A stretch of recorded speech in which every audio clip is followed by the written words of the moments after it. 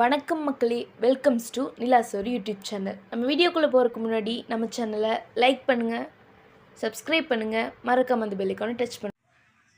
இன்றைக்கி நம்ம பார்க்க போகிற ரெசிபி என்னென்னா தக்காளி தோசை. அதுக்கு ஒரு 3 தக்காளியும் 3 வரமிளகாயும் எடுத்து வச்சுருக்கேன்.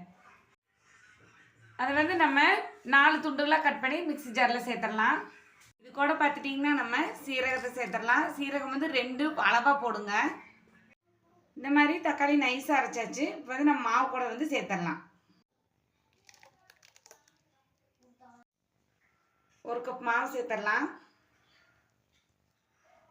புளிப்பு கம்மியாக பார்த்துக்கோங்க, ரொம்ப புளிச்சிட வேண்டாம். இப்போ இதுக்கு தேவையான அளவு உப்பு சேர்த்துடலாம். நல்லா கலக்கி வச்சு ஒரு அரை மணி நேரம் கழிச்சு நம்ம தோசை ஊற்றிடலாம். இப்போ தக்காளி சேர்த்து நல்லா அரை மணி நேரம் ஊறிடுச்சு. நம்ம இப்போ வெள்ளரவை போட்டுடலாம். வெள்ளரவை ஒரு 1/4 கப் சேர்த்துக்கோங்க. சேர்த்து ஒரு 10 நிமிஷம் ஊறிச்சுன்னா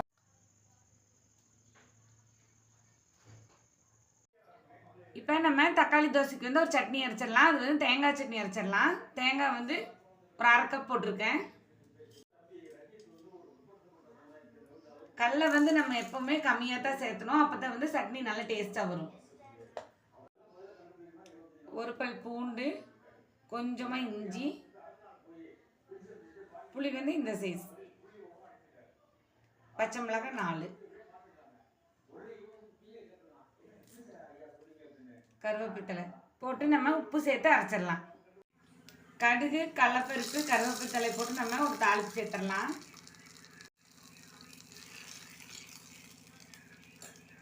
இப்போ மாவை நல்லா கலக்கிட்டு தோசை ஊற்றிடலாம்.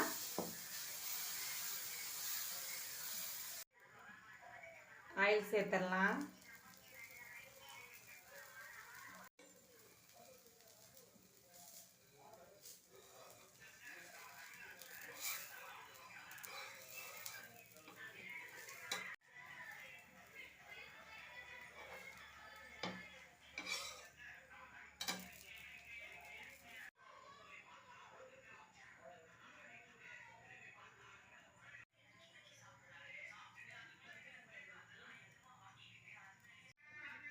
இப்போ நமக்கு தக்காளி தோசை நல்லா மொறுமொறுன்னு வந்திருக்கு.